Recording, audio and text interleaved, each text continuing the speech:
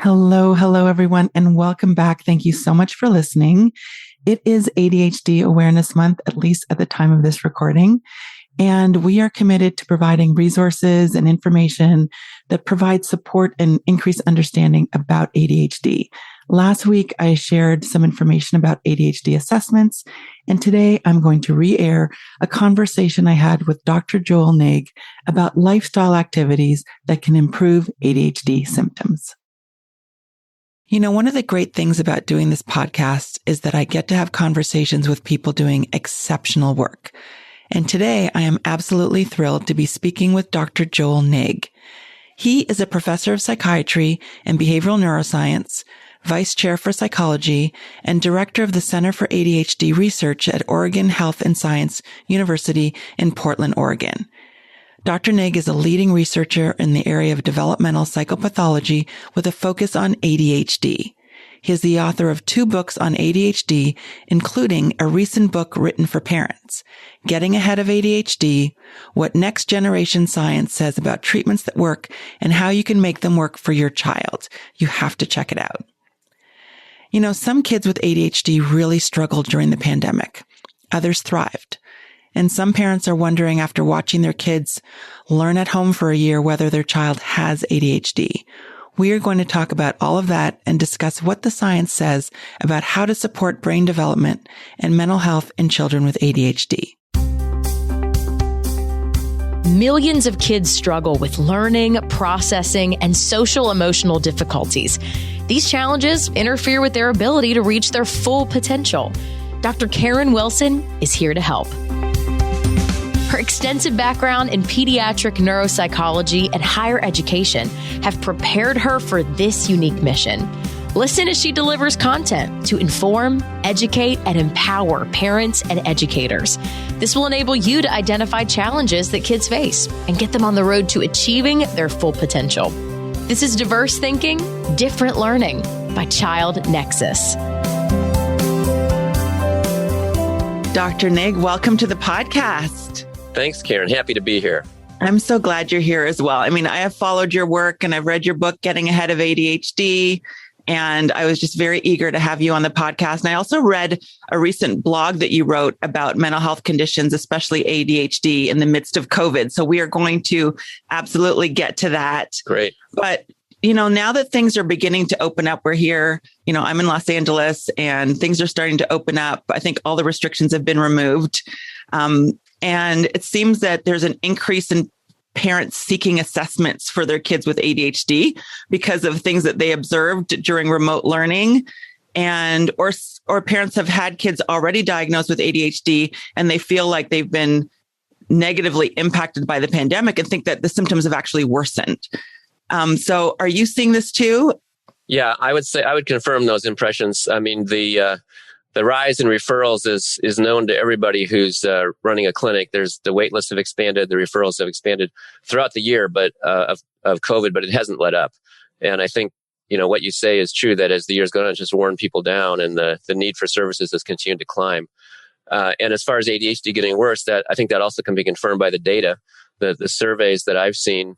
And you mentioned you have some international listeners. These come from different countries, including Israel and other countries in England where these surveys have been done. But they're showing consistently, regardless of where, that for kids with ADHD, it's hard. The families have had greater burden and greater distress than those who are caring for children without ADHD due to not being able to be in school and being at home. There's just that much more caregiver burden. And then that's going to cycle negatively, of course, on everyone, the parents, the child, where symptoms will seem worse and parents will feel worse. And there's a need for more support, more services, and some counseling or some intervention to modify the treatment plan from before. If you're in school, isn't going to work as well when you're working at home and trying to work on school. And certainly for ADHD kids, as any parent with these children knows, it's hard to manage the in-home remote schooling.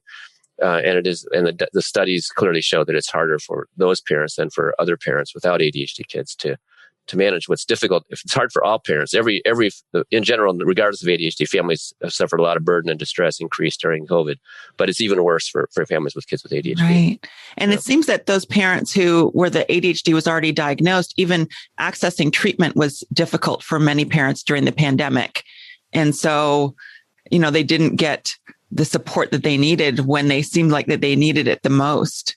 That could well be. I mean, it took a while for it happened quickly by historical standards, but by terms of immediate acute mental health needs, it took a while for insurance companies and hospitals and everybody to adjust to getting telehealth going and remote services going, getting all the technology in place.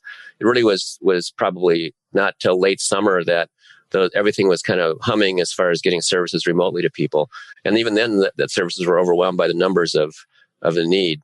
So that if getting in-person services, of course, was hampered for obvious reasons, but getting remote services even is hard. And of course, remotely, you can't do as much as you can do in person. Right. There has also been an increase in parents, seeking support or inquiring about ADHD for the first time. And how difficult do you think it's going to be to kind of distinguish between, difficulty because of the transition to remote learning versus an underlying ADHD that was always there, that was now uncovered by the circumstances related to the pandemic? That is a great question. And I think we've already started running into it. And I think it is going to be very difficult because with diagnosing ADHD, it's so helpful to have that second set of eyes from a teacher or another caregiver to get a sense of situational specific versus situational general problems. And of course, you lose that advantage when you're at home all day with a child and you're a single situation, single setting. And we know as a general rule, and certainly for kids with ADHD, that when parents are stuck in the role of teacher also, it's just really, really hard because that dual role, the demands of a teacher are different than the demands of a parent. It's really hard to balance them when your child has ADHD. And so, but even if your child doesn't have ADHD, it's hard. I mean, even with kids who don't have ADHD but are having, say, learning problems, we try hard to help parents get into a situation where they're not the ones doing the tutoring because it just creates a role conflict that's very difficult for the child and the parent. So I think it's going to be hard because we just will have a hard time knowing until the dust settles whether that child and parent were struggling under this unique circumstance or whether there is, as you say, a more underlying difficulty that needs to be addressed now before it gets worse. It's going to be a real tough judgment call. I don't think we have good data for clinicians to know the right way to do that. So we're going to see a lot of judgment calls until we get a better sense of the data there. So I would certainly encourage taking a supportive approach and getting supportive service for the immediate concerns. And then if there is treatment instituted for a potential ADHD, to reevaluate that again after the child is back in school for a while and see if it still looks that way at school also. One of the mistakes that sometimes gets made is the ADHD diagnosis is given and treatment is started and nobody looks back.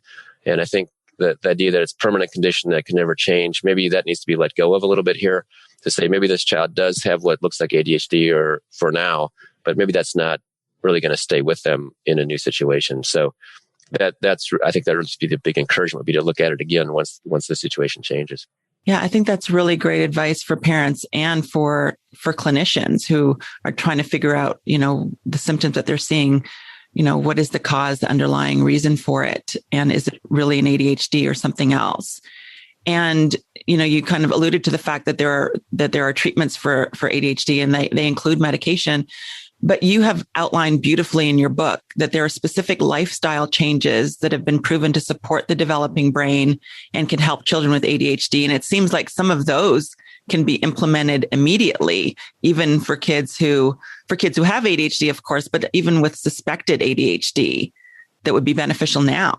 Absolutely. And this is a great point for COVID, where self-care and stress reduction are obviously so important and so hard to do because it's just kind of relentless or has been relentless. I know it is opening up in some ways for people now, and we can talk about that too. But yeah, I certainly the standard things that are good for kind of heart health and body health are good for brain health too, only even more because the brain is so sensitive to its external environment and adapts so quickly so really good nutrition. It can really help. Anti-inflammatory, like omega-3 fish oil, is demonstrated to have some benefit. These are not cure-alls, but these will have some benefit. Exercise, of course, is always helpful, and it doesn't need to be, a sport. It doesn't need to be a team sport. It can be anything that's fun and active. And a lot of kids with ADHD don't want to do team sports, or they don't want to do a particular activity, but there might be something else they do like, and so kind of looking around for something that's enjoyable and active is a great benefit for the whole family. And then, for parents, I think a real challenge here is the self-care. And this is also what the studies are showing, is if the parents can get the self-care, they can really reduce their own stress, and that helps the child, because the child, of course, is going to key off the parent's stress level and accelerate their own difficulty in response.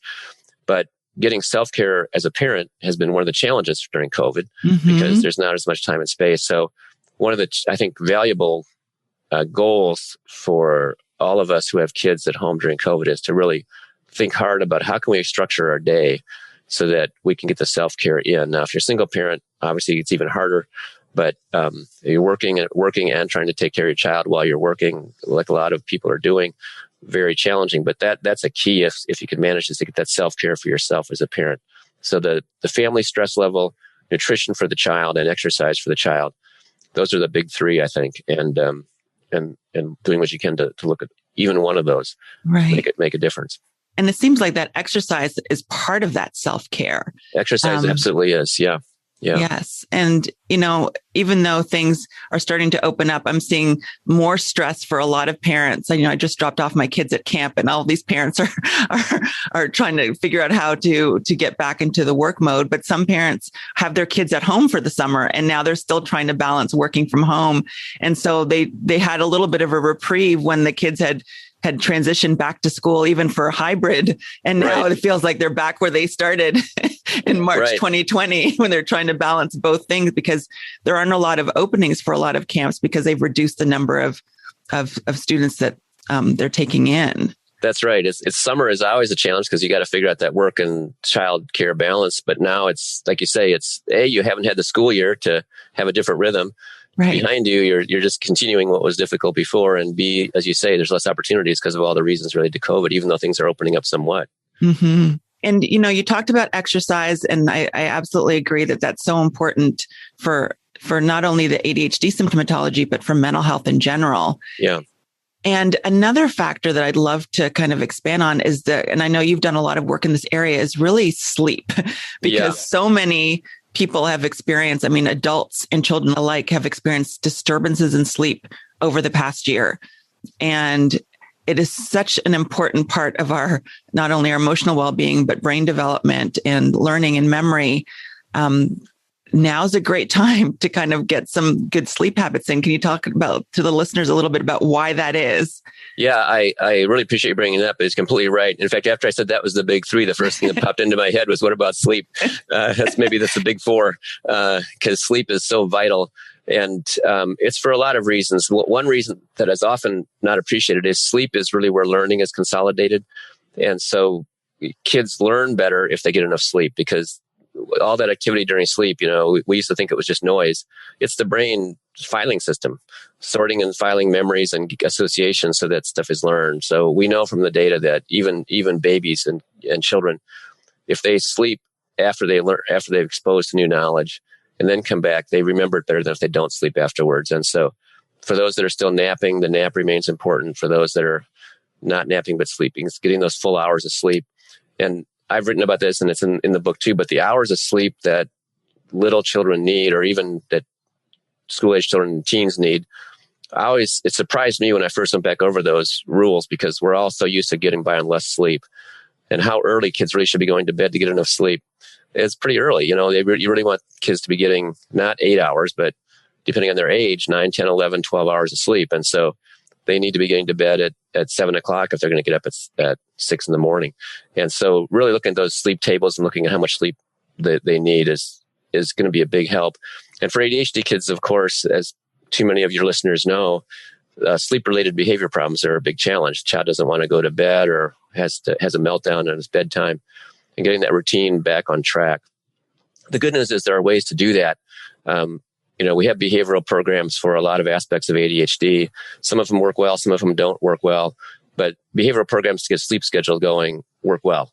And so there's good data that with the right behavioral program and a little bit of counseling, and this is not a situation where you need years of counseling, even a couple of sessions with an expert counselor can help you to get your child's sleep schedule back on track. And the real key is is shifting that tone to positive experiences around sleep and creating that as a positive, loving family time and a little bit of a fun time. But there's some transition work to do there and some change in expectations needed when the child's been on a negative cycle with sleep. And that's where the counseling can help to make that. What you need is a transition plan to make that shift. It won't just happen by deciding that's how it's going to be. So it takes a bit of transition to re-educate the child and help the child learn a different way of going about it. Absolutely. And it seems encouraging. I think it would be encouraging to parents to know that, again, like you said, it's not years of therapy. It could be a couple of sessions with an experienced clinician to help not only the child, but the whole family get back on track with respect to sleep, because it seems like parent modeling of that behavior is so important, especially during this past year where parents were trying to recoup some work hours, late into the evening, and were sleep deprived themselves. Exactly. And the children's schedules were off as well. Right. That's right. The other piece that gets lost there, and I know families are feeling this, is what about downtime for the family? What about just time to hang out, relax, have fun, everybody do what they feel like for a little while, or everybody watch a movie together, have some popcorn, whatever it might be for that particular family that's relaxing, take a walk, go to the park, have a picnic. Those kind of things are becoming harder to do for the reason that you said. You're trying to make up lost work time. Your child's got homework that they couldn't do during the day because you couldn't supervise them because you had to work because they're doing remote schooling. The challenges of just getting those simple de-stressing experiences and rhythm of life have gotten harder to do, and families are missing that. And so part of the transition challenge now is to figure out how to get back into those new routines and remember how to do that when things aren't really quite normal at this point. Exactly. We think we keep talking about this new normal, but we're getting there. This is all still part of a transition. Right. And it seems like, when you talk about sleep, and I think about screen media exposure and technology, and, we talked on another episode about how so many parents just kind of threw their hands up in the air and said, there's, this is a strange time. There's nothing really I can do. Let's let them have more TV, more iPad, more phone. But it seems like that would exacerbate the sleep disturbance issues that you just mentioned. That's a really key point. And as you pointed out, it's just become a real dilemma. And I know we've had some studies on this, and some of them have been encouraging and some of them haven't been encouraging about what the extra screen time is doing to kids' learning during COVID, because you're right. I mean, for many parents, there's just no choice. They have to do more screen time to get through this for their child. And on the one hand, the good news is that a little bit more screen time for a while isn't going to be the end of the world for your child's development.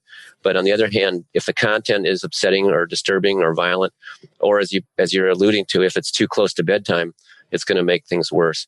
And so kind of monitoring that content, sure, okay, they need to watch stuff, but let me know what it's going to be. Let's monitor, not just let it be roam the internet and find stuff that's going to provoke or disturb. Keep track of the social media for kids who are doing a lot of the social media interacting. Keep track of how that's going, because sometimes that becomes a source of real stress on children if they're getting online bullying going on or something. But as far as sleep goes, the key thing is that what they call blue light, and blue light is daylight, but believe it or not, our screens, our phones, our computers, our iPads are loaded with blue light. And blue light affects the brain in a particular way, affects brain chemistry in a way that keeps us awake. That's why we wake up when the sun hits our face, and that's why we don't go to sleep well if the bright lights are on. And if you've been looking at your phone as you're getting into bed, you're going to have a harder, lower quality sleep. You might still fall asleep, but it won't be as good of quality sleep. So really finding a way to substitute something else for that last hour before bedtime.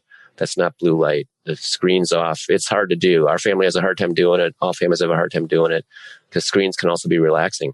But finding some other way to relax that last hour can be a real help if sleep does not seem adequate. And so part of that transition to sleep that you spoke about earlier seems like it really has to include, turning those screens off during that time to eliminate that blue light exposure as the brain prepares for, releasing all of those hormones that are needed for sleep. That's really the optimal. It's hard to do, but that's really the optimal, is turn the screens off, get the screens out of the bedrooms.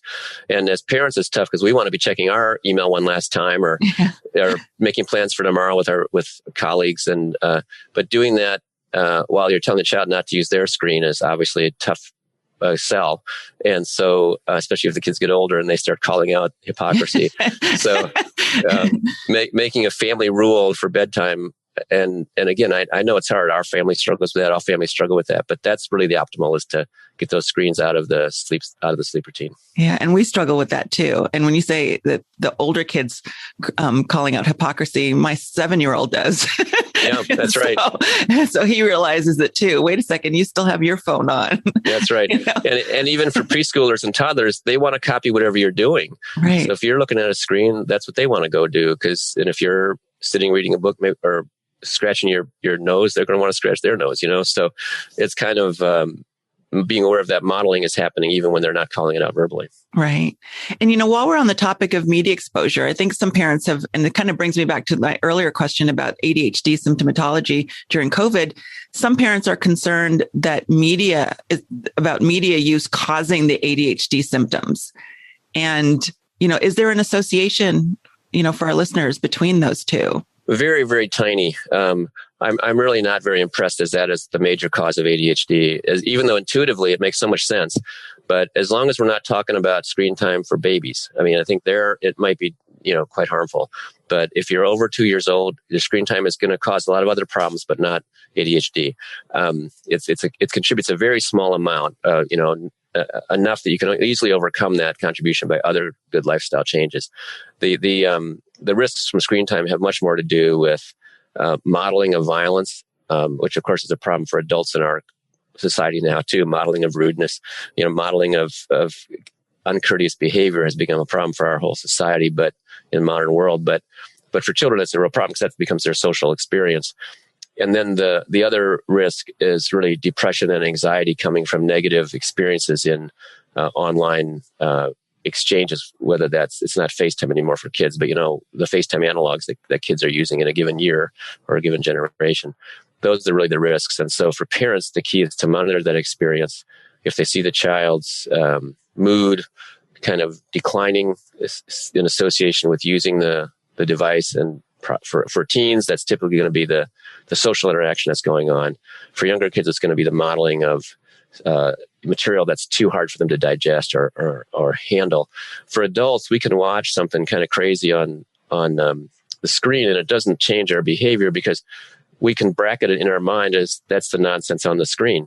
But for kids, that's part of their social world. They don't know the difference when they're little. And so it's the same as if they really saw something in real life and they start modeling that as part of how you're supposed to learn and behave. So that's really the thing to watch, is the nature of that content being positive for young kids and the stressfulness of the social exchanges, which of course can be a big positive for teens too. They can get their support that way, but it can also turn stressful. And that's what you have to watch out for as a parent. Right. And then it just kind of speaks to the idea that parents really have to be monitoring what their kids are being exposed to during media. And I know for a lot of parents, it's been hard during this time because, like you said, there's for parents, they feel like they don't have any choice if they have to be on a video conference call and the child is there because they can't be in school or they can't be at camp. And they're too little to occupy themselves any other way. I agree. And I think the reassurance I'd give parents is it's only been for a few months or a year. This is not the new way of life. And you've got a lot of other positives that are counteracting any negatives there. So this is not going to be the be all and end all. So there's some reassurance there, but obviously you want to keep an eye on it as well, even though sometimes you don't have any choice. The other thing to remember about screen time is the main harm that it causes for development is it takes away from other experiences that children need if they're on there too much. So that means they're not getting exercise. They're not interacting with real people like their parents. They're not talking to friends face to face. It's just online. And I know it's a brave new world about online relationships, and we have to adapt to that as adults who didn't grow up that way. But there's still something to be said for the actual face to face experience. But if your child is getting enough exercise, some outdoor time, etc., there's less and less time to be on the screen. So one way that I try to think about it for parents and for our family too is, let's do the screen after we've taken care of our basic healthy lifestyle stuff. Let's make sure we've gotten our outdoor time, our physical activity, eaten our good meal, got enough sleep. If there's still time to enjoy the screen, fine. But we're talking here about during the school day when you're trying to balance. Child needs their homework. They also need a break. They also need to let you get your video call in. And just acknowledge those are tough balances. And a little self-compassion may be necessary here to recognize nothing's going to be perfect, and that's okay. Absolutely. That self-compassion is key for parents, for parents everywhere. Yeah. And, you spoke a little bit a minute ago about kind of depression and anxiety, and we were talking about it in relation to exposure to content on the screens. And the CDC and the American Psychological Association both reported spikes in depression and anxiety over the past year. And we know that children with ADHD are more vulnerable to mental health struggles. What are some trends you're seeing, and should we feel better now that things are starting to open up? We certainly have seen the trend, especially early in the pandemic, before everybody kind of got their sea legs, of increased anxiety, depression, suicidality in teens.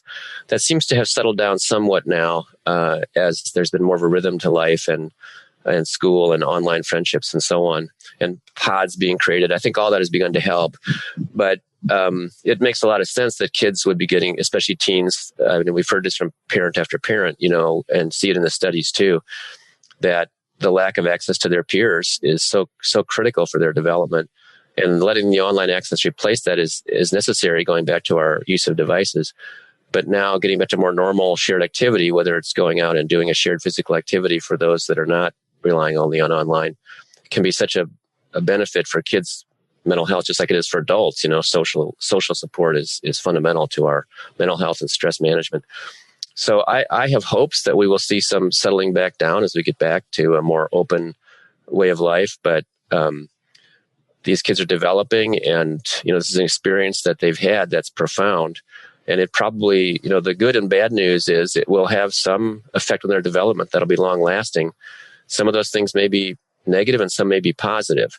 I can refer back to one of the classic studies that we have going back to the 1930s, children who grew up during the Great Depression and then were followed for the rest of their life into their 80s by researchers, generation after generation of researchers. And they really saw that generation, and those who still have parents or grandparents alive from that generation, or may remember this, but that generation had a certain set of strengths and weaknesses around, for example, how they viewed money and how they viewed borrowing. That was distinctive, how they viewed work ethic, and some of those were strengths and some were weaknesses as the world changed. And the same may be true here, that kids have learned something from this COVID. Maybe they've learned to be very respectful of infectious disease. Maybe on the other hand, they've learned some negative things too, or lost some things that they needed. So I think it's going to be very, very important for us in the research community and the clinical community, and for parents to kind of be noting things that may have shifted for their child in development that may be attributable to what was a major historical event affecting this generation of kids. And it seems like there's going to be a continued need for support for children because they're getting ready to, again, transition to another change, going back to school, which may look different than it did when they were in school. Some students have been in remote learning this entire year, and they haven't been in an in-person, which can also create some anxiety because they have not interacted with other people for over a year. Yes. And, what are some things that parents can do to help children cope with, this, even though the COVID numbers are decreasing, there's still this COVID related stress because circumstances have changed. Yeah, that's a really great question. And I would return here to the fundamentals of how to build resilience in children. And I wrote about that in the book too. But, some of these principles include, you can normalize experiences. You can loan the child your coping strategies. Here's a way of thinking about it that maybe the child hasn't thought of. You can remember that a stressful experience that's successfully handled strengthens a person. And so it can be seen as an opportunity to grow, an opportunity to learn something new. So there's a variety of ways to reframe for kids, support kids, normalize the challenges. This is challenging for everyone. And so some of those just basic resilience strategies for kids, reminding them of your faith and pride in them that's going to be unwavering. All those fundamentals of building resilience in kids are going to be helpful here as they come back to this really unpredictable, I think still unpredictable situation for the fall. The plans have been made, the plans have changed and been made again. And it's only June. And I know from my colleagues who are teachers and principals and so on that they've got to make plans at this point and go with it, but they may be facing unexpected changes in the fall again. So preparing our kids to kind of roll with these changes and recognize that There's a lot of ways to learn and be. Those are all modeling and coaching that we can do, and maintaining that communication with our children. So fundamental to just what is their experience? What are they thinking, seeing, hearing? We're getting them to talk about it. Obviously, some kids just don't want to do that, and it's a challenge, but that's kind of what we want to get to. Yeah. And I think that's really great guidance for parents as they're trying to navigate. Like you said, there's still so much uncertainty. We keep hearing about the new variants that are emerging. And there are a lot of kids under the age of 12 who still don't have access to a vaccine. So there's still some parents who have their own heightened anxiety about making that decision for their children, what that means. And then if they decide not to move forward with the vaccine for a young child, how do they protect them with these new variants emerging? Absolutely. Absolutely right. No, that's right. It's a real tough call because on the one hand, that child needs that social experience. They need that learning. On the other hand, what's the risk level? Who are these people in the classroom? We don't know them all. These are going to be tough decisions for parents. And I would just go back to recognizing that it is a difficult decision and getting as much information as possible. For example, we're learning now through the research how costly it is to kids learning not to be in the classroom, and how difficult it is for online learning for so many children. And so the in-school learning is so valuable. That's a big argument in favor of taking the chance and getting into the school. On the other hand, children are vulnerable. They haven't been vaccinated. COVID is usually survivable without permanent harm to children, but it's still a serious illness, and a risky illness that I don't want my child to get, So I think it's a tough call, a tough balance, and it really depends on the situation at that time. We might feel like by September, it feels like a pretty good gamble to say, sure, there's some chance that there's a chance too, they'll get a flu or the cold or even COVID. But without that, there's a certainty that they'll have setbacks in their learning. So I'm going to go ahead and gamble on going to school. But maybe the numbers will change and the guidance will change too. It is really a question of staying alert and trying to trust good information. I do think that the National Institutes of Health, the Centers for Disease Control, are giving, reasonably good information. I mean, obviously they can't always be up to the very minute with some of the latest findings, and they've had to change as new data has come out with this fast changing situation over the past year and a half. But as things have kind of settled into a pattern here and the data has gotten more consistent, I think these federal agencies are giving reasonable guidance. And most of the hospitals that I'm aware of, the major hospitals, if you're near a major medical center, have web pages. Or, of course, on the internet, you can go to any hospital you want, look at Johns Hopkins, Columbia, the major medical centers around the world. Our hospital, or Oregon Health and Science University, has an excellent web page with information and resources, and Mayo Clinic, all these major medical centers. They're going to have current recommendations and information that are going to be very, very helpful. And I encourage parents to go to these major centers as well. And when those don't align with what the CDC is saying on their webpage guidance, then that's a place to really maybe seek, advice from your pediatrician on what they are being told, for their profession. I think a lot of pediatricians are trying hard to keep up on the information here. That's great advice. And I'm going to make sure that we put links to those hospitals and medical centers in the show notes so parents can get some additional information to help them make informed decisions. So thank you for that. In your book, you provide guidance on balancing traditional and emerging alternative treatments for ADHD. And it is a great resource for those who are already diagnosed or newly diagnosed with ADHD who want to know more about it. I think it's helped clinicians, researchers, educators, and parents better understand ADHD and the mental health challenges. And so I just wanted to thank you for writing the book, and we're definitely going to put a link to it in the show notes as well. Thank you. So Dr. Nigg, I know that your organization has a new initiative. I'd love for you to share with our listeners a little bit about it and how they can even be involved. Oh, thanks for the chance to talk about that, Karen. Yeah, we Oregon Health and Science University has launched a new Center for ADHD Research with a $25 million matching campaign of fundraising to fund innovative and cutting edge studies. And the goal really is to make new discoveries, doing studies that won't be done otherwise, by marrying philanthropic giving with federal grant support and bringing together, really crackerjack teams of top researchers who are just expert in their field and across disciplines and even across the country as needed. So We have a center webpage that's got some information on it that I know you can put in your notes. There is an opportunity there to read about the matching gift campaign. If you're someone who's got the means to give to nonprofit causes and would want to consider adding this to your list of potential places to give, I would encourage you to look at that. It's a great way to support efforts to address the mental health crisis coming out of COVID, which has obviously gotten only increased, as well as the ongoing mental health challenges of kids in our nation. It's our leading health problem by many metrics, and it's a great way to contribute to new knowledge and new clinical trials and so on. So I appreciate the chance to say that word, and I encourage folks that have the means in their world to take a look at that. Wonderful. And we'll definitely put a link to that site in the show notes so that parents and families and researchers and clinicians and anyone else who's interested in this important work can contribute. Thank you. I really appreciate having this discussion with you today. I think it's going to be very helpful to a lot of parents who are trying to figure out, what to do now to support my child who I think has ADHD, who I know has ADHD, or who's struggling with other mental health challenges or stress related to COVID. And I think you've really outlined a number of lifestyle changes that can be made right now to make a difference. So again, I appreciate the guidance that you continue to give families. My pleasure. Thanks for having me here, Karen.